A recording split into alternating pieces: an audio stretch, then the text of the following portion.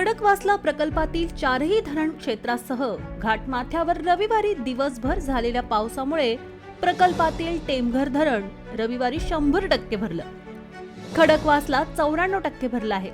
उजनी धरण 90% भरलं आणि पुणे जिल्ह्यातील पवना, चासकमान, आंध्रा, नीरा, देवघर, वीर, डिंभे ही धरणं 90%च्या पुढे भरली आहेत. जिल्ह्यातील भाटघर, कळमोडी ही धरणंही 100% भरली. खडकवासला प्रकल्पातून रविवारी सायंकाळी 5 वाजेपासून 45,700 क्युसेकने आणि जिल्ह्यातील अन्य धरणांच्या पातळीनुसार विसर्ग करण्यास जलसंपदा विभागाने सुरुवात केली आहे. खडकवासला धरणाच्या पाणलोट क्षेत्रातही धरणात रविवारी दिवसभर पावसाने जोरदार हजेरी लावली. त्यामुळे प्रकल्पातील टेमघर धरण सायंकाळी 100% भरलं. टेमघर धरणात दिवसभरात 110 मिलीमीटर पावसाची नोंद झाली.